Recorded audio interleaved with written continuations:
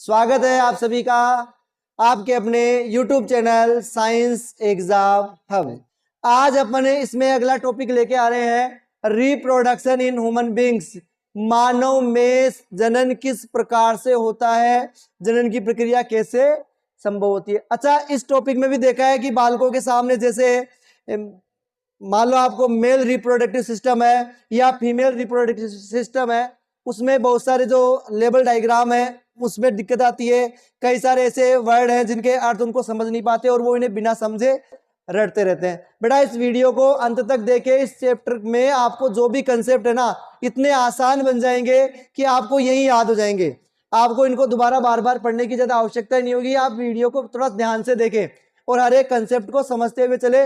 आपके लिए बहुत सारी अच्छी अच्छी चीजें लेके आए हैं ताकि आप इस कंसेप्ट को अच्छे से समझ सके और जो मानव में रिप्रोडक्शन है उसको अपन अच्छे से कर सके। तो आज का लेक्चर अपन स्टार्ट करते हैं। ह्यूमन बींग्स है उनमें रिप्रोडक्शन किस प्रकार से होता है। तो देखो बेटा अपन स्टार्ट करते हैं। सबसे पहले अपन बात करते हैं, देखो मनुष्य में रिप्रोडक्शन है ना, उससे पहले अपन बात करते हैं एक अवस्था आती है रिप्रोडक्शन के लिए जिसे कहते हैं प्यूबर्टी, किशोरावस्था या यौनारंभ।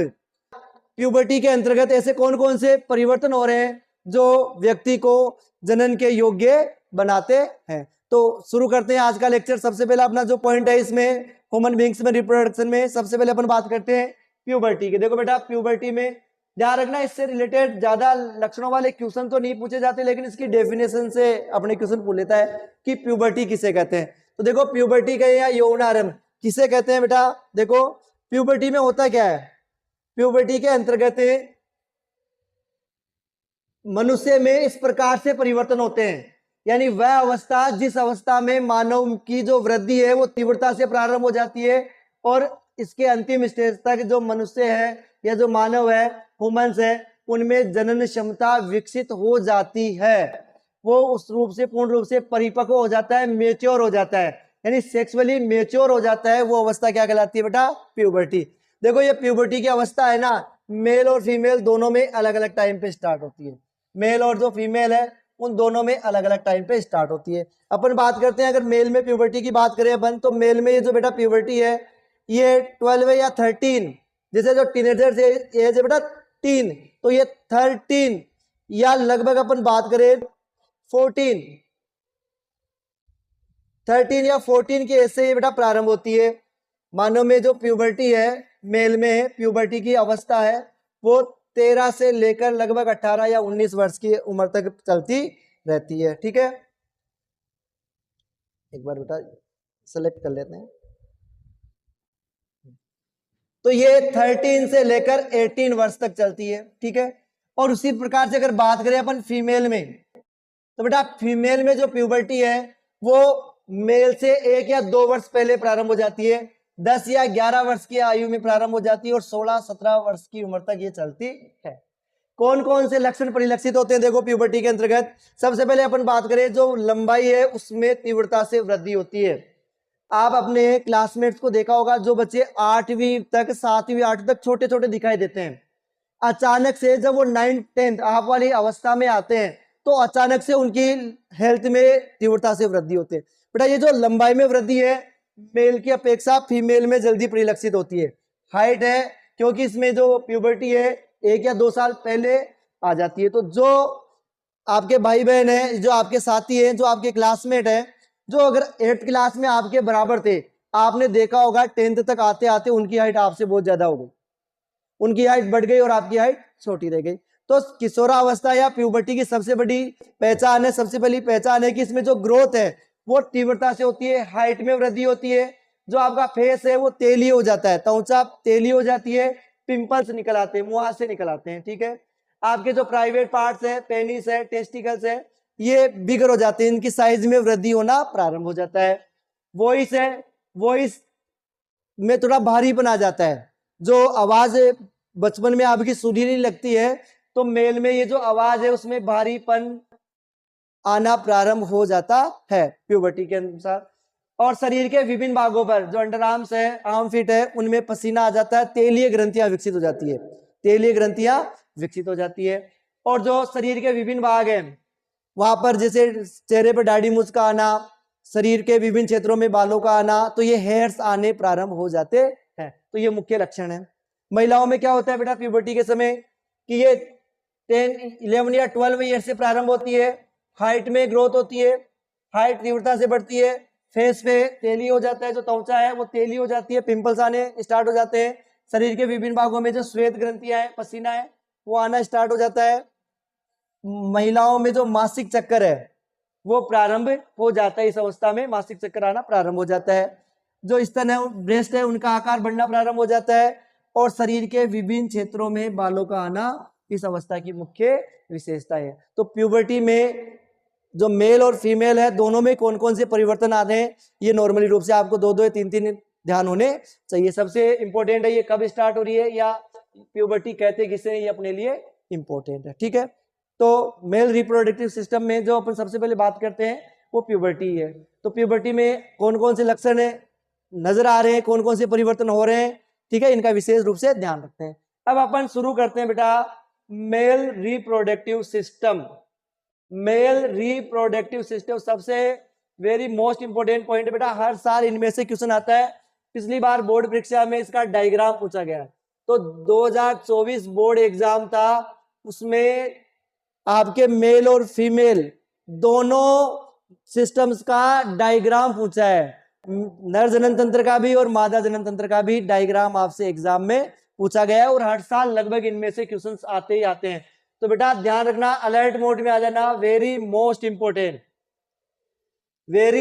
इंपोर्टेंट टॉपिक है ये अपने लिए, तो थोड़ा ध्यान रखना, इसको ढंग से पढ़ना। ठीक है, कहते किसे हैं अपन मेल रिप्रोडक्टिव सिस्टम। देखो मेल रिप्रोडक्टिव सिस्टम के अंतर्गत क्या आता है कि जनन कोशिका उत्पादित करने वाले अंग, जो जनन कोशिका है मेल गैमेट्स है, मेल गैमेट्स का निर्माण करने वाले जितने भी आपके टिश्यूज है, अंग है, और इन कोशिकाओं को, इन गैमेट्स को निषेचन स्थान तक पहुंचाने वाले जो समस्त अंग है उनको अपन संयुक्त रूप से मेल रिप्रोडक्टिव सिस्टम के नाम से जानते हैं, जो मेल गैमेट्स का निर्माण कर रहे हैं और मेल गैमेट्स को फर्टिलाइजेशन के पैलेस तक, फर्टिलाइजेशन जहां होता है उस पैलेस तक जो स्थानांतरित करते हैं, वो समस्त अंगों को अपन सम्मिलित रूप से बेटा क्या कहते हैं, मेल रिप्रोडक्टिव सिस्टम, नर जनन तंत्र के नाम से जानते हैं। अपन डिटेल से पढ़ते हैं कि नर जनन तंत्र के अंतर्गत कौन कौन से भाग आते हैं। देखो बेटा सबसे पहले ये जो आपके सामने डायग्राम है मेल रिप्रोडक्टिव सिस्टम को, इसको देखना बेटा एनसीईआरटी की बुक से लिया गया है ये आपके,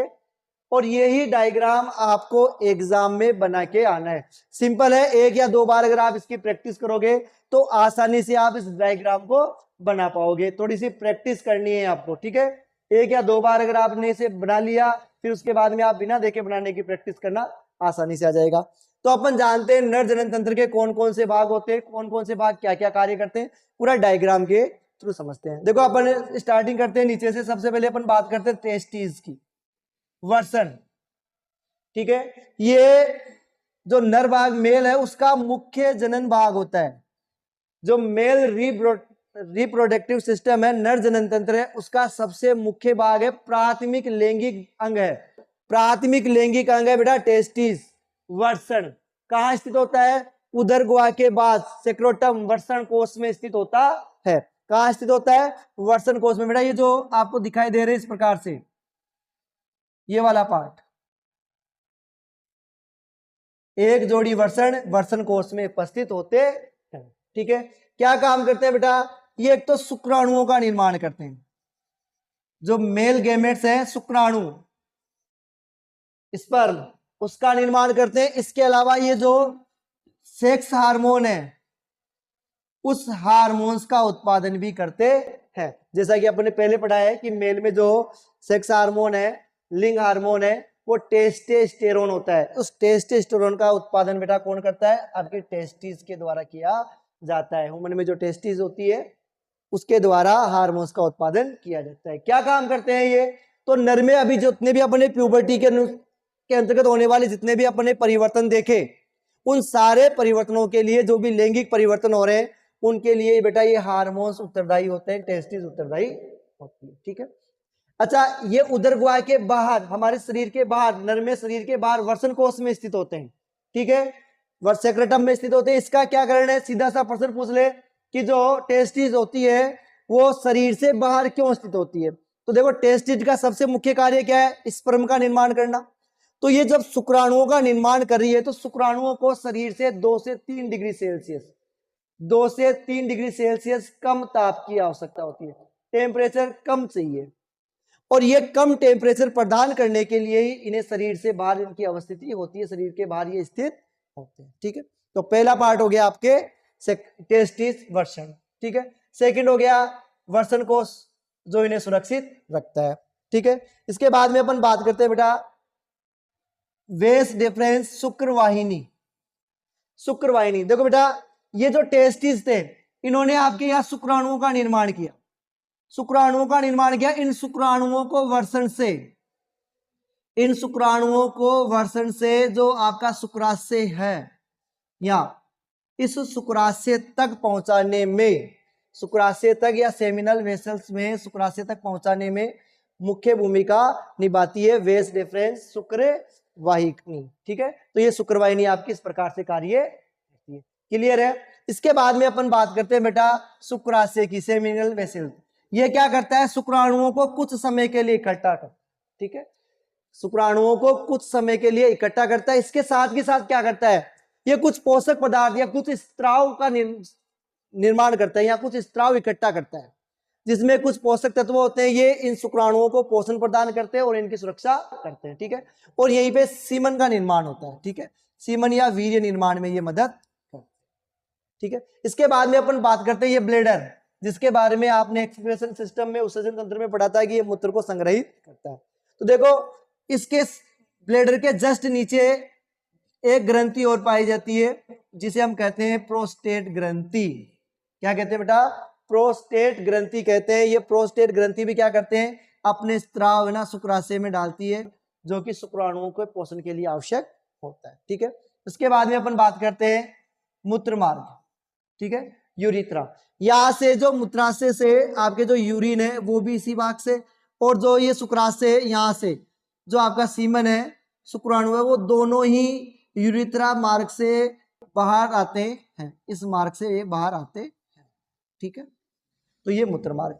सीसन या पेनिस ये क्या काम करता है, ये शुक्राणुओं को फर्टिलाइजेशन स्थान तक पहुंचाने का कार्य करता है। तो इस प्रकार से ये आपके नर जनन तंत्र का डायग्राम है। डायग्राम को अच्छे से दिमाग में बैठा लेना बेटा, ये डायग्राम एग्जाम के लिए वेरी मोस्ट इंपोर्टेंट है। ठीक है, पहले भी आ चुका है, 2025 के लिए भी ये इंपोर्टेंट है। सबसे पहले अपन ने क्या पढ़ा, टेस्टिस, फिर उसके बाद में वेस डिफरेंस शुक्रवाहिनी का शुक्राणुओं को लेकर शुक्राशय तक जाती है। यहाँ से जो प्रोस्टेट ग्रंथि है वो अपने स्त्राव इसमें डालती है जो सीमन का निर्माण करते हैं। फिर इस सीमन को जो यूरिथ्रा है उसके माध्यम से जो पेनिस है वो फर्टिलाइजेशन वाले स्थान तक पहुंचा देता है। इस प्रकार से ये आपका नर जनन तंत्र का डायग्राम है। इसके बारे में इसकी थ्योरी पढ़ लेते हैं एक बार।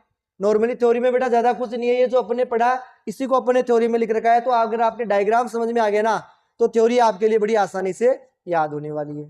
ठीक है, देखो अपन बात करते हैं पहले टेस्टिस की। प्राथमिक लैंगिक है, इंपॉर्टेंट है। प्राथमिक लैंगिक अंग कहाँ स्थित होता है, इसकी स्थिति होती है वर्षण कोश में। ठीक है, वर्षण कोश में स्थित होता है। ये एपिडाइडिस होता है उसमें ये वर्षण कोश होता है। नर में वर्षण प्राथमिक लैंगिक अंग होता है जो उदर गुहा के बाहर वर्षण कोश में स्थित होता है। इसके बाद में ये क्या काम करता है बेटा, शुक्राणुओं का निर्माण करता है। सबसे प्रमुख और वेरी इंपॉर्टेंट कार्य शुक्राणुओं का निर्माण करता है। और शरीर में जो शुक्राणु उत्पादन है उसके लिए शरीर में कम तापमान की आवश्यकता होती है।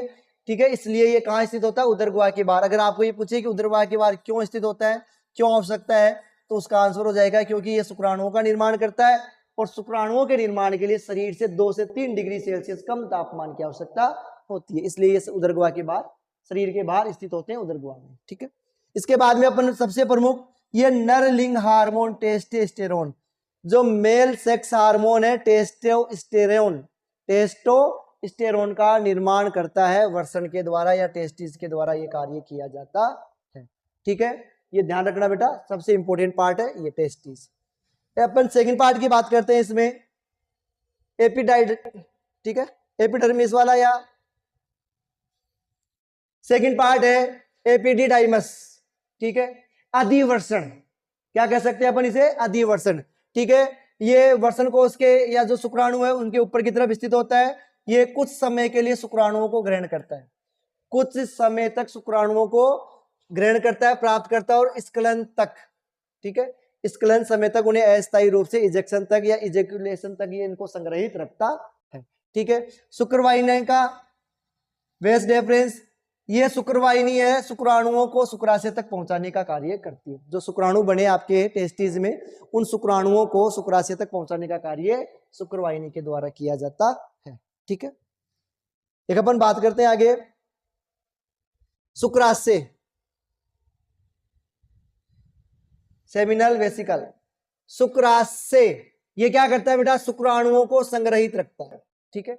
शुक्राणुओं में क्या होता है, आनुवांशिक पदार्थ होता है जो सूचनाओं को एक पीढ़ी से दूसरी पीढ़ी में लेके जाते हैं।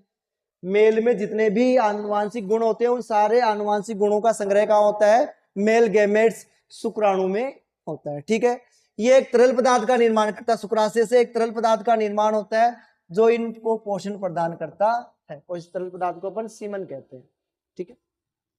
प्रोस्टेट ग्रंथि शुक्राशय के पास में पाई जाती है, यह भी एक तरल पदार्थ उत्सर्जित करती है, यह भी क्या करती है, एक तरल पदार्थ उत्सर्जित करती है जो सीमन निर्माण में मदद करती है, ठीक है, वीर्य निर्माण में मदद करती है। इसके बाद में यूरिथ्रा। यूरिथ्रा क्या होता है बेटा, ये शुक्राणु और मूत्र को लिंग तक पहुंचाता है, सीसन तक पहुंचाता है, पेनिस तक पहुंचाता है, ठीक है, पेनिस तक पहुंचाता है, सीसन तक पहुंचाता है, ठीक है, जहां से उन्हें निष्कासित कर दिया जाता है। पेनिस क्या होता है, योनि के अंदर शुक्राणुओं को भेजता है, यानी जहां इसका फर्टिलाइजेशन होता है वहां योनि में शुक्राणुओं को भेजने का कार्य पेनिस के द्वारा होता है। इसके अलावा ये मूत्र उत्सर्जन क्रिया में भी सहायक होता है, ठीक है। तो ये सारे आपके मेल रिप्रोडक्टिव सिस्टम के पार्ट्स थे, इन्हें एक बार ध्यान से देख लेना अपने लिए। डायग्राम वेरी मोस्ट इंपोर्टेंट है। उसके बाद में जो प्राथमिक लैंगिक अंग है टेस्टिस, वो अपने लिए बहुत इंपॉर्टेंट है, जो कि मेल गैमेट शुक्राणुओं का निर्माण करता है। अब बेटा इसके बाद में अपन बात करते हैं female reproductive system. Female reproductive system, मादा जनन तंत्र के बारे में अपन बात करते हैं, किस प्रकार से काम करता है, क्या होता है, कैसे कार्य करता है, इसकी संरचना किस प्रकार से होती है। ये जो बेटा आपको डायग्राम दिख रहा है, ये एनसीईआरटी बुक का ही आपका, और इंपॉर्टेंट है, मैं पहले भी कह रहा हूं इंपॉर्टेंट है। इन दोनों डायग्राम्स को आप ढंग से रीड कर लेना, समझ लेना, अच्छे से बनाने की प्रैक्टिस कर लेना, ठीक है। अपन चर्चा करते हैं मादा जनन तंत्र की। देखो सबसे पहले अपन बात करते हैं वेजाइना, योनि मार्ग की। ये जो यहां से लेकर यहां तक का पार्ट दिखाई दे रहा है बेटा, ये योनि मार्ग कहलाता, ठीक है। क्या काम करता है, शुक्राणुओं को ग्रहण करता है। जो मेल के गैमेट्स है, मेल गैमेट्स, वो मेल गैमेट्स को ग्रहण करने का कार्य करता है, ठीक है। इसके अलावा जो गर्भ में शिशु पल रहा है वो इसी मार्ग से बाहर। सेकेंड अपन बात करते हैं सर्विक्स की, ग्रीवा। ये जो योनि मार्ग का सबसे बाहरी भाग है, यहां से लेकर आपके जो यूरेटस है, गर्भाशय की जो स्थिति है, यहां से लेकर यहां तक एक पतला मार्ग दिखाई देता है, बिल्कुल एक पतला मार्ग होता है जिसे अपन सर्विक्स कहते हैं, ठीक है। ये गर्भ में अनुरक्षण का कार्य करता है, ठीक है, गर्भ को नीचे नहीं आने देता। उसके बाद में बात करते हैं बेटा यूरेटस, गर्भाशय, ये वाला स्थिति, ठीक है। ये वाला जो पोर्शन दिख रहा है आपको यहां तक का, ये बेटा गर्भाशय या यूरेटस कहलाता है। यहीं पे शिशु का विकास होता है, शिशु का विकास इसी जगह पर होता है, ठीक है। अब ये दोनों तरफ से के गर्भाशय, ये नलियां दिख रही है दोनों तरफ, ये जो नलिकाएं दिख रही है बेटा, इन्हें कहते हैं अपन फेलोपियन ट्यूब, अंडवाहिनी, ठीक है। और यहाँ पर जो अंगुली के समान संरचनाएं है, उसके पास में ये दो संरचनाएं दिखाई दे रही है जिसे अपन कहते हैं ओवेरीज, दोनों तरफ, ठीक है, एक जोड़ी ओवेरीज। जो मेल गैमेट्स है, ओवम, अंडाणु, उनका निर्माण करती है। इसमें छोटी छोटी संख्या में अनेक अंडाणुओं का निर्माण होता है, ये अंडाणु संग्रहित रहते हैं, ठीक है, अनेक। तो अपन बात करते हैं यहां से ओवेरीज की। तो ये देखो बेटा, जो फीमेल है उसका मेन पार्ट है, ठीक है, प्राथमिक लैंगिक अंग है, प्राथमिक लैंगिक अंग है, ठीक है। क्या करता है ये, male gametes, female gametes, sorry, female gametes का निर्माण करता है, अंडाणु, ओम, ठीक है, ओम का निर्माण करता है, ठीक है। इसके अलावा क्या करता है, ये हार्मोन्स भी रिलीज करता है, कुछ हार्मोन्स भी रिलीज करता है। ये कौन कौन से हार्मोन्स आपने पहले पढ़े थे, एस्ट्रोजन और प्रोजेस्टेरोन, एस्ट्रोजन और प्रोजेस्टेरोन जो फीमेल होती है उसके लैंगिक लक्षणों के लिए उत्तरदायी होता है, ठीक है, मासिक चक्कर के लिए उत्तरदायी होता है और विभिन्न लक्षणों को नियंत्रित करने का कार्य करता है। तो अगर अपन को पूछे कि प्राथमिक लैंगिक फीमेल में कौन सा है तो ओवेरीज, ठीक है। कौन से हार्मोन स्रावित करता है? एस्ट्रोजन और प्रोजेस्टेरोन। और क्या कार्य करता है? जो मेल गैमेट्स है उनका उत्पादन करता है, उनको परिपक्व करके उनको त्यागता है, ठीक है। फेलोपियन ट्यूब, ये अंडा दोनों तरफ की जो आपकी गर्भाशय होते हैं, यूरेटर्स होते हैं, इनकी जो नलिकाएं मिलकर आपके फेलोपियन ट्यूब का निर्माण करती है। इसी ट्यूब में निषेचन की क्रिया होती है, ध्यान रखना। अगर आपको ये पूछे कि मानव में, ह्यूमन बींग्स में जो फर्टिलाइजेशन होता है वो कहाँ होता है, तो बेटा फेलोपियन ट्यूब में। ये विशेष इंपॉर्टेंट है। फेलोपियन ट्यूब, दोनों तरफ की जो गर्भाशय की नलिकाएं होती है वो मिलकर फेलोपियन ट्यूब का निर्माण करती है और यहाँ पर फर्टिलाइजेशन की क्रिया संपन्न होती है। ये दोनों जो थैलीनुमा एक पार्ट होता है उसे अपन कहते हैं यूरेटर्स। गर्भाशय, यहाँ शिशु का विकास होता है। शिशु पूरे 9 माह तक यही विकसित होता है। आप कहते हैं ना माँ के पेट में शिशु पल रहा है, पर पेट में नहीं होता। पेट का मतलब अपने पढ़ा था ना डाइजेस्टिव सिस्टम में, आमाशय होता है, वहां तो उसका पाचन हो जाता है। कहाँ पलता है? यूरेटर्स में, यूरेटर्स में, है ना, गर्भाशय में, यूट्रस या गर्भाशय में, यूट्रस या गर्भाशय में शिशु का विकास होता है और यहीं से ये पोषण प्राप्त करता है, ठीक है। सर्विस, जो आपके गर्भाशय है और योनि है उसके मध्य पाया जाने वाला जो भाग है सर्विस कहलाता है और सर्विस के नीचे वाला जो भाग है उसे हम वेजाइना कहते हैं, ठीक है। तो ये पूरा हो गया मेल रिप्रोडक्टिव सिस्टम। बेटा इसको ध्यान से देखना, ये जो सारा है इंपॉर्टेंट है। मैं फिर कह रहा हूं ये इंपॉर्टेंट है, ध्यान रखना। 1-2 बार बनाओगे, आसान सा है डायग्राम बनाना, ठीक है। अब अपन इसको डिटेल में इसके सारे पार्ट्स के बारे में देखते हैं। सबसे पहले अपन बात करते हैं ओवेरीज की। सबसे पहले अपन बात करते हैं ओवेरीज की। देखो ओवेरीज या अंडाशय क्या होता है? प्राथमिक जनन अंग। जो ओवेरीज होता है वो फीमेल का प्राथमिक लैंगिक अंग होता है, ठीक है।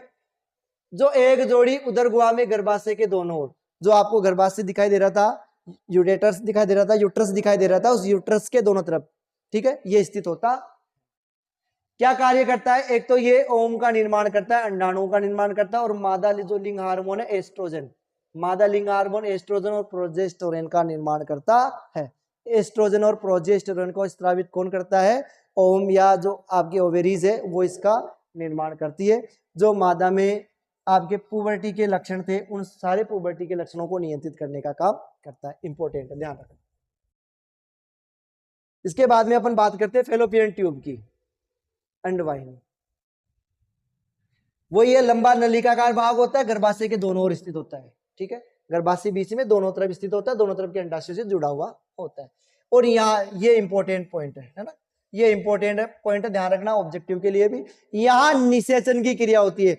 जो मानव में, फीमेल में जो फर्टिलाइजेशन की क्रिया होती है वो फेलोपियन ट्यूब में होती है। या अंडाणुओं को अंडाशय से गर्भाशय तक पहुंचाने का काम करती है, यानी अंडाशय से ये ओम को प्राप्त करती है और उन्हें गर्भाशय तक पहुंचाने का कार्य करती है। क्लियर है? यूट्रस तक पहुंचाती है। इसके बाद में बात करते हैं यूट्रस या गर्भाशय क्या होता है। ये खोखला और पेशी अंग होता है, पेशी अंग होता है।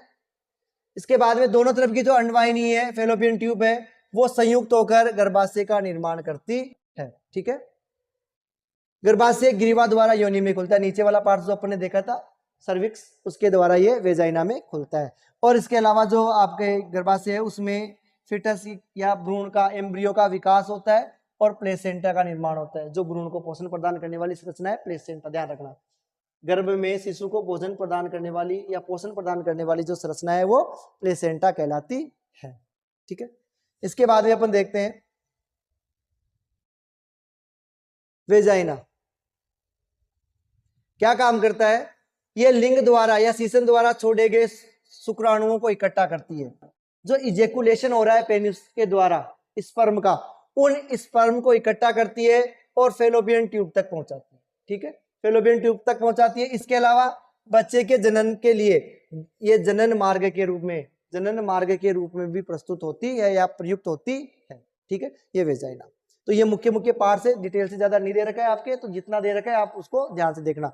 देखो कोई ज्यादा हार्ड वर्ड नहीं है, आप ये कह रहे हो कि सर ये याद ही नहीं हो रहा, हार्ड है, तो कुछ भी नहीं है। मेल रिप्रोडक्टिव सिस्टम में अपन ने सबसे पहले पढ़ा टेस्टिस वर्सन, ठीक है, कहाँ स्थित होता है, उदर गुहा में, सेक्रेटम में स्थित होता है, शुक्राणुओं का निर्माण करता है। उदर गुहा के बाहर होता है, क्यों होता है, क्योंकि शुक्राणु निर्माण के लिए शरीर से कम टेम्परेचर चाहिए, 2 से 3 डिग्री 2 से 3 डिग्री तापमान कम चाहिए, इसलिए ये उदर गुहा के बाहर स्थित होता है। उसके बाद में अपने पढ़ा वेस्ट डेफरेंस शुक्रवाहिका क्या करती है, वर्षण में जो शुक्राणुओं का निर्माण हुआ उन शुक्राणुओं को लेकर शुक्राशय तक पहुंचाती है। शुक्राशय एक पेशीय अंग होता है जो शुक्राणुओं को ग्रहण करता है, एक तरल पदार्थ निर्माण करता है, ठीक है, जो स्पर्म निर्माण में सहायक होता है, ठीक है, और जो शुक्राणु है मेल गैमेट से उनको पोषण प्रदान करता है। इसी के जस्ट पास में एक प्रोस्टेट ग्रंथि पाई जाती है जो अपने स्त्राव भी शुक्राशय में छोड़ देती है। फिर ये जो स्त्राव है यूरिथ्रा के माध्यम से बाहर निकलते हैं, जिन्हें पेनिस के द्वारा इन्हें फर्टिलाइजेशन स्थान तक या वेजाइना में पहुंचा दिया जाता, ठीक है। ये आपका मेल रिप्रोडक्टिव सिस्टम था। फीमेल रिप्रोडक्टिव सिस्टम में अपने क्या पढ़ा कि इसमें सबसे पहले अपने पढ़ा ओवेरीज, ठीक है, एक जोड़ी गर्भाशय के दोनों ओर स्थित होती है, एक जोड़ी गर्भाशय के दोनों ओर स्थित होती है। क्या काम करती है बेटा, ओवम का या अंडाणुओं का निर्माण करती है जो फीमेल गैमेट्स होते हैं, ठीक है। इसके बाद में जो फीमेल सेक्स हार्मोन है एस्ट्रोजन और प्रोजेस्टेरॉन उनका निर्माण करती है, और ये जो फीमेल है उसमें जो पुबर्टी के लक्षण है, लैंगिक लक्षण है, उनको नियंत्रित करने का कार्य भी करती है। क्लियर है, तो ये मुख्य मुख्य पार्ट्स थे, इसके बारे में आप थोड़ा ध्यान रखना। अब अपन बात करते हैं बेटा मनुष्य में, मानव में जो फर्टिलाइजेशन है वो किस प्रकार से होता है। एक बार डिटेल से इसको देख लेना, आपको थ्योरी पढ़ने की आवश्यकता नहीं है, आप चित्र के माध्यम से पूरी थ्योरी बना सकते हो कि मनुष्य में जो निषेचन है, मानव में जो निषेचन है वो किस प्रकार से हो रहा है, फर्टिलाइजेशन की क्रिया किस प्रकार से हो रही है। देखो बेटा आपने सबसे पहले बात की कि पेनिस के द्वारा यहां पर शुक्राणुओं को इजेकुलेट किया जाता है, ठीक है। सबसे पहले यहां पर शुक्राणु आएंगे, ठीक है, यहां से शुक्राणु ये जो वेजाइना है इस पार्ट से यहां से अंदर प्रवेश करेंगे और गति करेंगे। आपने पढ़ा था मेल गैमेट से गतिशील होते हैं, ठीक है, यहां से गति करते हुए ये फेलोपियन ट्यूब में प्रवेश कर जाएंगे, दोनों तरफ की फेलोपियन ट्यूब में। अच्छा एक दो नहीं होते, ये लाखों की संख्या में होते हैं, लाखों की संख्या में जो शुक्राणु होते हैं, स्पर्म होते हैं, वो वेजाइना के थ्रू गर्भाशय में प्रवेश करते हैं और जो फेलोपियन ट्यूब है उसके अंतर्गत आ जाते हैं, ठीक है। अब देखो ये अंडाशय फीमेल में जो ओवेरी होती है उसमें जन्म के समय, देखो ध्यान रखना, फीमेल में जो अंडाणु है वो पुबर्टी के समय नहीं मिलते, मेल में जो शुक्राणु थे वो प्यूबर्टी के समय परिपक्व हो रहे थे, निर्मित हो रहे थे, इजैकुलेट हो रहे थे। लेकिन फीमेल में जो अंडाणु है ना वो जब जन्म नहीं लेता शिशु उसी समय बन जाते हैं, ठीक है, जब वो गर्भ में होता है उसी समय ये अंडाणु बनना शुरू हो जाते हैं। लाखों की संख्या में प्रत्येक जो ओवेरीज होती है उसमें अंडाणु होते हैं, लेकिन बेटा ये एक अपरिपक्व होते हैं। किस अवस्था में होते हैं, अपरिपक्व होते हैं। लेकिन जैसे ये प्यूबर्टी अवस्था में प्रवेश करते हैं, इन लाखों की संख्या में से जो ओवम होते हैं उनमें से प्रत्येक माह एक ओवम परिपक्व होता है, प्रत्येक माह एक अंडाणु परिपक्व होता है और इसे फेलोपियन ट्यूब में भेज दिया जाता है। जैसे मान लो यहां से ये एक अंडाणु था, ये अंडाणु परिपक्व हुआ, एक अंडाणु परिपक्व हुआ और ये यहां से फेलोपियन ट्यूब में आ गया, ठीक है, यहां पर ये फेलोपियन ट्यूब में आकर इकट्ठा। अब यहां से शुक्राणु गति करते हुए फेलोपियन ट्यूब की तरफ आते हैं और यहां पर ये ओवम है उससे मैच कर जाते हैं। लाखों की संख्या में आते हैं लेकिन केवल इनमें से एक शुक्राणु, केवल एक शुक्राणु ही ओवम से अटैच हो पाता है। जैसे ही आपका जो ओवम है वो स्पर्म से मिलता है, इस क्रिया को हम कहते हैं फर्टिलाइजेशन या निषेचन। क्या कहते हैं बेटा, निषेचन या फर्टिलाइजेशन कहते हैं। यहां पर आपका ओवम है, फेलोपियन ट्यूब है ये, इस फेलोपियन ट्यूब में ये शुक्राणु, ठीक है, दोनों जैसे ही मिलते हैं संयोग होता है, उनका फ्यूजन होता है, अपन उसे कहेंगे फर्टिलाइजेशन। फर्टिलाइजेशन के पश्चात इनमें बेटा जाइगोट का निर्माण होता है, ठीक है, किसका निर्माण होता है, जाइगोट या युग्मनज बनता है। एक कोशिका से उसके बाद में दो कोशिकीय भ्रूण का निर्माण होता है, एम्ब्रियो का निर्माण होता है, ठीक है। फिर इनमें बार बार कोशिका विभाजन होता है, 2 से 4, 4 से 8, 8 से 16। इस प्रकार ये वृद्धि करते हुए फेलोपियन ट्यूब की सहायता से यूट्रस में या गर्भाशय में आ जाते हैं, ठीक है, गर्भाशय में आ जाते हैं और यहाँ पर जो गर्भाशय की ये जो दीवार है, ये जो भित्ति है, यहाँ आकर ये अटैच हो जाती है, ठीक है। अब इसमें यहाँ बार बार विभाजन होता है, ठीक है। युग्मनज में, भ्रूण में बार बार गर्भाशय में जो भ्रूण होता है उसकी कोशिकाओं में बार बार कोशिका विभाजन होता है, ठीक है, जिससे ये गर्भ धारण कर लेता है और ये गर्भ की जो भित्ति है उससे अटैच हो जाता है। यहाँ पर ये एक विशेष प्रकार की संरचना होती है जिसे अपन कहते हैं प्लेसेंटा, प्लेसेंटा, उसके द्वारा पोषण प्राप्त करता है। ध्यान रखना, इस प्रकार से ये दो अवस्थाएं, 2 से 4, 4 से असंख्य, मतलब 16, 16 से 32, 32 से 64, इस प्रकार से ये असंख्य एक गेंदनुमा संरचना का निर्माण कर लेता है जिसे ब्लास्टोकाइस्टिस कैविटी कहते हैं। और फिर ये यहाँ आकर स्थित हो जाता है जहाँ शिशु का विकास होता है। 9 माह तक शिशु का यहाँ विकास होता है, ठीक है। समझ में आया आपके? एक बार और देख सकते। निषेचन की प्रोसेस में क्या हुआ, सबसे पहले पेनिस के द्वारा यहाँ शुक्राणु छोड़े गए, शुक्राणु ऊपर की तरफ गति करते हैं, यहाँ से ये गर्भाशय से होते हुए फेलोपियन ट्यूब में आएंगे। फेलोपियन ट्यूब में क्या होता है, जो ओवेरी होता है वहां से एक अंडाणु आया और जो स्पर्म है और अंडाणु आपस का फ्यूजन हुआ। फ्यूजन के बाद में इसमें जाइगोट का निर्माण हुआ। जाइगोट में कोशिका विभाजन हुआ जिससे ये भ्रूण विकसित हुआ। भ्रूण कहाँ गया, फेलोपियन ट्यूब से होता हुआ गर्भाशय में आ गया और गर्भाशय में आकर रोपित हो जाता है, जहां प्लेसेंटा के द्वारा इसको पोषण प्राप्त होता है और शिशु का विकास होता है। देखो इसको, प्रोसेस को देखते हैं अपन एक बार। देखो किस प्रकार से हो रहा है। सबसे पहले अपने कहा कि जो मैथुन क्रिया के बाद में स्खलन के दौरान लाखों शुक्राणु निकलते हैं, ठीक है। लाखों की संख्या में शुक्राणु इजेकुलेट होते हैं। ये जो शुक्राणु है पूंछ की मदद से अंडवाहिनी की ओर तैरते हैं। शुक्राणु की अगर आप संरचना देखें तो शुक्राणु की संरचना इस प्रकार से होता है, एक तो सिर होता है, उसके बाद में एक टेल होती है, ठीक है, मध्य भाग, और मध्य भाग के बाद में इस प्रकार से टेल होता है। तो इस टेल की माध्यम से ये गति करता हुआ फेलोपियन ट्यूब की तरफ जाता है, ठीक है। तो शुक्राणु पूंछ की सहायता से अंडवाहिनी की ओर तैरते, जैसे अपन ने पढ़ा था नीचे वेजाइना में, वेजाइने से गर्भ से, और गर्भ से होता हुआ फेलोपियन ट्यूब में। केवल शुक्राणु ही अंडे को निषेचित करेंगे। जो शुक्राणु है वो जाकर अंडे से फ्यूजन करेंगे जिसे अपन फर्टिलाइजेशन कहेंगे। आफ्टर फर्टिलाइजेशन अंडे से युग्मनज या जाइगोट का निर्माण होगा। निषेचित करेंगे या निषेचन होगा। निषेचन के बाद में क्या होगा बेटा, युग्मनज बनेगा, और युग्मनज किस में बदल जाएगा, भ्रूण में, ठीक है। अब ये जो भ्रूण होता है गर्भाशय में स्थापित हो जाता है, फेलोपियन ट्यूब से गति करता हुआ गर्भाशय में आता है और वहां जाकर स्थापित हो जाता है, जहां ये लगातार विभाजित होकर वृद्धि करता है, जहां ये लगातार विभाजित होता रहता है और वृद्धि करता है, तथा इसमें अंगों का विकास हो जाता है, और लगभग 9 माह में, ठीक है। इसके अलावा गर्भ में इसको पोषण कैसे प्राप्त होता है, देखो बेटा, ये फेलोपियन ट्यूब में ये जो शुक्राणु है इस प्रकार से आकर अंडाणु में प्रवेश करते हैं और अंडे को निषेचित करते हैं। ये डायग्राम देख लेना एक बार, एग्जाम की दृष्टि से इंपॉर्टेंट नहीं है लेकिन समझने की दृष्टि से ये अपने इंपॉर्टेंट है। अब गर्भ में बेटा जो शिशु पल रहा है उसको पोषण कैसे प्राप्त होगा, देखो गर्भ में जो शिशु है उसे मां के रुधिर से पोषण प्राप्त होता है। गर्भ में जो शिशु है, भ्रूण है, उसे मां के रुधिर से पोषण प्राप्त होता है। इसके लिए एक विशेष रचना होती है, वेरी मोस्ट इंपोर्टेंट बेटा, ये एक तस्त्रीनुमा संरचना है, सॉरी, जिसे हम क्या कहते हैं, प्लेसेंटा कहते हैं। Very most, double star mark कर लेना, ठीक है, इंपॉर्टेंट है ये इस साल के लिए, कि मां के गर्भ से शिशु को पोषण प्रदान करने वाली संरचना को क्या कहते हैं, प्लेसेंटा, या प्लेसेंटा किसे कहते हैं, ठीक है। कैसी होती है, एक तस्त्रीनुमा संरचना होती है जो गर्भाशय की भित्ति में धसी होती है। यहां से मां को भ्रूण ग्लूकोज, ऑक्सीजन एवं अन्य पदार्थों को स्थानांतरित, यहाँ से जो ये प्लेसेंटा है ये भ्रूण को ग्लूकोज, ऑक्सीजन है और अन्य पदार्थ स्थानांतरित करती है। इसके अलावा जो भ्रूण में अपशिष्ट पदार्थ बन रहे हैं उन अपशिष्ट पदार्थों को मां के रुधिर में इसी प्लेसेंटा के द्वारा बाहर निकाल दिया जाता है। एक बार अपन प्लेसेंटा की संरचना देख लेते हैं। देखो बेटा, ये जो गर्भ में शिशु दिख रहा है आपको, यहां जो ये नाल के रूप में संरचना दिखाई दे रही है ये वाली, ठीक है, जो नाभि से जुड़ी हुई है, ये वाली जो संरचना है बेटा ये प्लेसेंटा है, ठीक है। एक तस्त्रीनुमा संरचना के रूप में होती है। यहाँ पर जो गर्भ को क्या करती है, ये पोषण प्रदान कर रही है। गर्भ को क्या प्रदान कर रही है, पोषण, सॉरी, भ्रूण को क्या प्रदान कर रही है, पोषण प्रदान करने का कार्य करती है। देखो इस प्रकार से ये गर्भ से जुड़ी हुई है, शिशु से जुड़ी हुई है, ठीक है।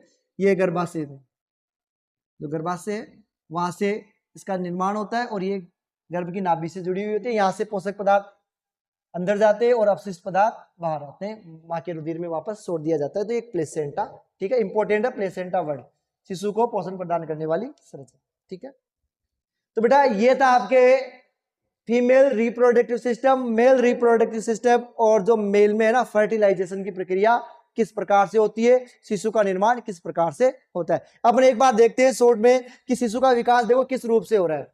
ठीक है, माँ के शरीर में माँ के जो शरीर में है गर्भ को विकसित होने में लगभग 9 मास का समय लगता है, और 9 मास के समय के पश्चात जो गर्भाशय की पेशियां हैं, जो सर्विक्स एरिया था, वो सर्विक्स एरिया थोड़ा सा उसका आकार बढ़ने लगता है, और आकार बढ़ने से उसमें लयबद्ध संकुचन होता है और शिशु का जन्म होता है।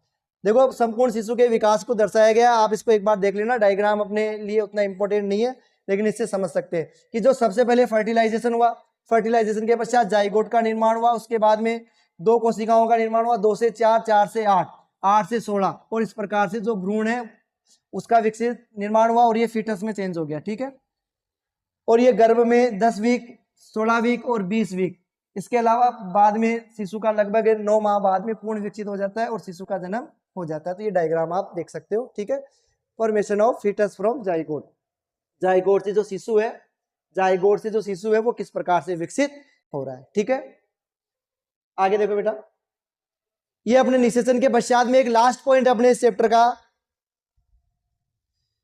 ऋतुस्राव।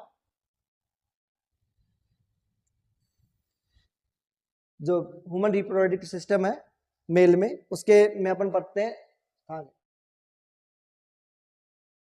अपना अगला पॉइंट है ऋतुस्राव या रजोधर्म किसे कहते हैं। ठीक है, देखो इसके बारे में डिटेल से चर्चा करते हैं। अपने अभी देखा फर्टिलाइजेशन वाली प्रक्रिया में, जो अपने अभी फर्टिलाइजेशन की प्रक्रिया पढ़ी, उसमें अपने ये देखा कि जो फीमेल होती है, फीमेल की ओवेरी से प्रत्येक माह एक अंड का मोचन होता है, यानी प्रत्येक महीने में केवल एक अंड परिपक्व होता है। लाखों की संख्या में होते हैं, लेकिन उन लाखों की संख्या में से केवल एक अंडाणु मोचित होता है हर महीने। अब जैसे ही वो अंडाणु मोचित हुआ तो गर्भाशय की दीवार में भी कुछ परिवर्तन होंगे। वो उस गर्भ को धारण करने के लिए वो ये चाहेगा कि अगर इस अंडाणु का फर्टिलाइजेशन हो जाए, तो फर्टिलाइजेशन हो जाने के पश्चात गर्भ को जो जो चीजें आवश्यक है, जैसे उसकी जो दीवार है मोटी हो जाती है, स्पॉन्जी हो जाती है, रक्त वाहिकाओं का जाल जमा हो जाता है जिससे प्लेसेंटा का निर्माण हो सके, ये सारे परिवर्तन हो जाते। लेकिन जब इस अंड का फर्टिलाइजेशन नहीं होता, जब ये ओवम फर्टिलाइज नहीं होता है, तो ये जो गर्भाशय में परिवर्तन हुए ना बेटा, इन परिवर्तनों की आवश्यकता नहीं होती। पर इस स्थिति में क्या होगा, तो ये जो गर्भाशय की सारी जो दीवार थी, भित्ति थी, श्लेष्मा थी, रक्त रुधिर वाहिकाएं थी, ये ब्लड के साथ, फीमेल के वेजाइना से ब्लड के साथ बाहर निकल जाती है। इसे हम कहते हैं बेटा ऋतुस्राव या रजोधर्म। देखो मादा अंडा से प्रत्येक माह एक अंड का मोचन करता है, अतः निषेचित अंड की प्राप्ति हेतु गर्भाशय में कुछ परिवर्तन होते हैं। कैसे परिवर्तन होते हैं, इसकी भित्ति मांसल हो जाती है, स्पॉन्जी हो जाती है, रक्त कोशिकाओं की जाल जमा हो जाता है। यह अंड के निषेचन होने की अवस्था में उसके पोषण के लिए आवश्यक होता है, जो भ्रूण बनेगा उसको पोषण प्रदान कर सके। क्या होगा यदि इस अंड का निषेचन नहीं होगा, ये इंपॉर्टेंट है, ध्यान रखना, डबल मार्क करके चलना इस क्वेश्चन को, क्योंकि ये इंपॉर्टेंट है इस साल के लिए, और जहां तक ख्याल है 100% आने के चांसेस है इसको, ये क्वेश्चन बोर्ड एग्जाम में 100% आने के चांसेस है, थोड़ा ढंग से देख लेना। परंतु यदि निषेचन नहीं होगा तो गर्भाशय में जो परत बनी है उस परत की आवश्यकता है क्या, वो परत तो भ्रूण को पोषण प्रदान करने के लिए बनी है ना। जब भ्रूण ही नहीं बना, निषेचन ही नहीं हुआ, तो इस परत की भी आवश्यकता नहीं है। तो क्या होगा बेटा, ये परत धीरे धीरे टूटकर योनि मार्ग से, वेजाइना से रुधिर और म्यूकस के साथ बाहर निकल जाती है। ठीक है, इस चक्र को हम क्या कहते हैं, रजोधर्म या ऋतुस्राव कहते हैं। ठीक है, इस चक्र में लगभग 1 मास का समय लगता है। ठीक है, प्रत्येक माह अंड का मोचन होता है तो 1 मास का समय लगता है, और इसकी अवधि लगभग 2 से 8 दिवस की होती है। 2 से 8 दिवस तक ये क्रिया होती है। तो ये था ऋतुस्राव या रजोधर्म। इसको एक संक्षिप्त में देखते हैं अपन, इंपॉर्टेंट है इसलिए एक बार इसको संक्षिप्त में चार्ट के द्वारा समझ लेते हैं बेटा। देखो क्या हो रहा है, सबसे पहले अपन कह रहे हैं फीमेल ओवेरी। ठीक है, फीमेल ओवरी क्या करी है, प्रोड्यूस करी है एक ओवम, एक ओवम, केवल एक ओवम। ठीक है, इस ओवम को प्राप्त करने के लिए जो गर्भाशय है उसकी दीवार मोटी हो रही है, स्पॉन्जी हो रही है, उसमें परिवर्तन हो रहा है। अगर इसका फर्टिलाइजेशन हो जाता है स्पर्म के द्वारा, फर्टिलाइजेशन हो जाता है तो ये क्या हो जाता है, प्रेगनेंसी या गर्भ धारण कर लेती है महिला। अगर इसका निषेचन नहीं हुआ, नॉट फर्टिलाइज्ड, तो क्या होता है, जो ये एग है, यूट्रस की जो वॉल है, जो ब्लड वेसल्स है, वो वेजाइना से बाहर निकल जाती है। सिंपल सा है, ये चार्ट ध्यान रखना इतना ऋतुस्राव के लिए। ठीक है, ये चार्ट अगर आप पढ़ लोगे ना तो आपको पूरी प्रोसेस रटने की आवश्यकता नहीं है, ऐसे इजीली याद हो जाएगा। प्रत्येक महीने एक अंड का मोचन हुआ, अब उसके बाद में जो यूट्रस है आपका गर्भाशय, महिलाओं में उसकी दीवार मोटी हो गई, स्पंजी हो गई। अगर इसका निषेचन नहीं हुआ तो उस परत की आवश्यकता नहीं है, तो ये टूटकर ब्लड के साथ, म्यूकस के साथ बाहर निकल जाती है। तो ये हो गया ऋतुस्राव या रजोदर्म। ठीक है, अब बेटा अपन थोड़ा सा हेल्थ, जो स्वास्थ्य है मनुष्य में, जो जनन स्वास्थ्य है, अपन थोड़ा सा उसके बारे में पढ़ लेते हैं। उसमें प्रमुख रूप से अपने गर्भ निरोधन की विधियां, जो फर्टिलाइजेशन हो रहा है, जो गर्भ धारण हो रहा है, उसकी विधियां मुख्य रूप से कौन सी है, ज्यादा विस्तार में डिटेल से नहीं है। अपने सिलेबस के अकॉर्डिंग 4 प्रकार की विधियां दिखा रखी है। जो भौतिक विधि है, रोधक विधि है, उसके द्वारा, ठीक है, मैकेनिकल या बेरिंग मेथड, यानी अपन इस प्रकार से प्रक्रियाएं अपना ले कि जो स्पर्म है ना ओवन तक पहुंच ही नहीं सके, ओवेरी तक पहुंच ही नहीं सके, फेलोपियन ट्यूब में जा ही नहीं सके। तो इस प्रकार के उदाहरणों में जैसे अपन कहते हैं मेल में कंडोम या निरोध, उसका उपयोग कर लेते हैं भौतिक आवरण के रूप में। अपन बात करते हैं यहाँ केमिकल रिएक्शन के बारे में। केमिकल जो मेथड है उसमें विभिन्न प्रकार की गोलियां, जैसे मालाडी वगैरह, ठीक है। कुछ गोलियां ऐसी होती है जो पूरे मंथ लेनी पड़ती है, कुछ गोलियां होती है जो एक बार लेनी पड़ती है, तो ये केमिकल मेथड हो गए। IUCD अंतः गर्भ निरोधक, इसमें क्या होता है, कॉपर टी वगैरह होती है जिसको गर्भाशय में अपन स्थानांतरित कर देते हैं। और एक है बेटा सर्जिकल मेथड, ठीक है, जिसमें शल्य क्रिया के द्वारा पुरुष नसबंदी या स्त्री नसबंदी कर दी जाती है, जिससे ये जो शुक्राणु है और अंडाणु उनका मिलन नहीं हो सके। एक एक विधि को अपन थोड़ा सा विस्तार से देखते हैं। देखो बेटा सबसे पहले बात करते हैं अपन रोधक विधि की, ठीक है। बैरियर मेथड या रोधक विधियां, इस विधि में क्या करते हैं, शुक्राणु और अंडाणु को किसी भौतिक साधन के द्वारा, अगर आपके 2 नंबर का क्वेश्चन आए तो आप नॉर्मल सा लिख सकते हो कि इस विधि में शुक्राणु और जो अंडाणु है, स्पर्म और जो ओवम है, उसको किसी भौतिक साधन से मिलने से रोका जा सकता है, जैसे निरोध और डायफ्राम। ठीक है, क्लियर है। इसके बाद में अपन सेकंड विधि जो अपन पढ़े, रासायनिक विधियां। देखो बेटा रासायनिक विधि में क्या होता है, इस विधि में जो गर्भ निरोधन है, वो गर्भ निरोधक गोलियों का प्रयोग किया जाता है। विभिन्न प्रकार की पिल्स आती है, उन पिल्स का उपयोग महिलाओं के द्वारा किया जाता है, जो अंडोत्सर्ग की क्रिया को रोक देते हैं। जब अंडे का उत्सर्ग नहीं होगा तो उसका फर्टिलाइजेशन भी नहीं होगा, तो गर्भधारण भी नहीं होगा। ठीक है, ये गोलियां अंडोत्सर्ग की क्रिया को निष्क्रिय कर देती है। थर्ड विधि है शल्य चिकित्सा, थोड़ा ध्यान से देखना, ये इंपॉर्टेंट भी है। इस विधि में क्या करते हैं, पुरुष नसबंदी, ठीक है, पुरुष नसबंदी या जो स्त्री नसबंदी है, उस क्रिया के द्वारा, सर्जिकल जो मेथड है उसके द्वारा उनको शुक्रवाहिकाओं को और जो अंडवाहिनी है फेलोपियन ट्यूब है उसको अवरुद्ध कर दिया जाता है, जिनका निषेचन नहीं होता। देखो किस प्रकार से होता है। देखो बेटा पुरुष में तो क्या होता है, वेसिटोमी, पुरुष नसबंदी जिसे कहते हैं। ये जो टेस्टिस से शुक्राणु बन रहे थे, ये शुक्राणु शुक्राशय तक पहुंचेंगे। अब ये जब अपन ने यहाँ पर ये जो शुक्रवाहिका है इसको काटकर बांध दिया, यहाँ से शुक्रवाहिकाओं को काटकर बांध दिया, तो ये शुक्राशय तक जाएंगे ही नहीं, या शुक्राशय तक नहीं पहुंचेंगे तो इजेकुलेट भी नहीं होंगे। ठीक है, जिससे ये निषेचन की क्रिया नहीं कर पाएंगे। ठीक है, ट्यूबेटोटॉमी में क्या होता है, पुरुष स्त्री नसबंदी में ये जो फेलोपियन ट्यूब है, यहाँ से जो गर्भाशय के ऊपर जो नली थी, उस नली को जो फेलोपियन ट्यूब है उसको यहाँ से काट दिया जाता है, काट कर बांध दिया जाता है, जिससे जो ओवेरी है यहाँ से जो अंडाणु निकल कर ना तो गर्भाशय में आ पाएंगे, ना ही यहाँ से जो शुक्राणु जा रहे हैं, जो ये शुक्राणु जा रहे हैं ये अंडवाहिनी में आगे नहीं जा पाएंगे, यहीं तक रुक जाएंगे। तो जो फर्टिलाइजेशन की क्रिया है वो अवरुद्ध हो जाएगी, जिससे गर्भधारण की क्रिया नहीं होगी। ठीक है, इसके अलावा एक लास्ट विधि है अंतः गर्भ निरोधक। देखो इस विधि में अपन क्या कर रहे हैं, इस विधि के द्वारा कॉपर टी, ठीक है, कॉपर टी जैसे साधनों का उपयोग किया जाता है। देखो ये जो कॉपर टी है इस प्रकार की एक संरचना होती है, इसे गर्भाशय में डॉक्टरों की सहायता से इस प्रकार से यहाँ फेलोपियन ट्यूब में दोनों तरफ लगा दिया जाता है। अब यहाँ से ये मार्ग अवरुद्ध हो गया, तो जो शुक्राणु अंदर प्रवेश करेंगे वो शुक्राणु फेलोपियन ट्यूब में जा ही नहीं पाएंगे। अगर शुक्राणु फेलोपियन ट्यूब में नहीं जा पाएंगे तो बेटा फर्टिलाइजेशन की क्रिया नहीं होगी, और फर्टिलाइजेशन नहीं होगा तो भ्रूण या एम्ब्रियो का निर्माण नहीं होगा, गर्भधारण नहीं होगा। ठीक है, तो ये मुख्य रूप से गर्भधारण के आपके 4 मेथड दे रखे थे। इसके बाद में जनन स्वास्थ्य में आपके 2 रोग हैं, उन रोगों के सिर्फ नाम याद रख लेना, आपको वर्णन करने की कोई आवश्यकता नहीं है कि आपके जो जनन के द्वारा है या जो फिजिकल संपर्क है उसके द्वारा कौन कौन से रोग हो सकते हैं। सेक्सुअली ट्रांसमिटेड डिजीज STD, कई बार इसको शॉर्ट में भी पूछ लेता है STD, सेक्सुअली ट्रांसमिटेड डिजीज। देखो क्या होती है, जीवाणु के द्वारा और वायरस के द्वारा, 2 प्रकार के रोग है। जीवाणु के द्वारा, बैक्टीरिया के द्वारा कौन से होते हैं, और जो वायरल इंफेक्शन है वो कौन से होते हैं, एक तो गोनेरिया और एक सिफिलिस। गोनेरिया और सिफिलिस दोनों रोग बैक्टीरिया द्वारा होते हैं, और जो वर्ट और एड्स हैं वो रोग होते हैं बेटा वायरस के द्वारा। एड्स में तो इसका पूरा नाम भी याद रख लेना, और ये HIV के द्वारा होता है, ये भी ध्यान रख लेना, HIV वायरस, ठीक है, HIV वायरस के द्वारा ये फैलता है। Acquired immuno deficiency syndrome, acquired immuno deficiency syndrome AIDS का पूरा नाम ध्यान रख लेना। तो वायरस के द्वारा दो रोग, एड्स और वर्ट, और जो बैक्टीरिया है उसके द्वारा गोनेरिया और सिफिलिस, ठीक है। तो बेटा ये आपका जो चैप्टर था रिप्रोडक्शन वाला अपन ने कंप्लीट करवा लिया है। इसको आप एक बार इसका आप वीडियो के बाद में 10 मिनट्स में तुरंत रिवीजन कर लेना। देखो जो चैप्टर आपको हार्ड लग रहा था ना, उस चैप्टर में ज्यादा कुछ भी नहीं है, आप डायग्राम के थ्रू अगर इसको समझते हुए चलोगे ना तो रटने की आवश्यकता नहीं पड़ेगी। आपको जो भी चीज बताएगी है वो सफिशिएंट है, पूरी याद कर लेना। और ये जो मेथड है लास्ट वीडियो वाले, ये सारे इंपॉर्टेंट है, ये एग्जाम में आने वाले हैं, तो आप इनको एक बार जरूर पढ़ना, ठीक है।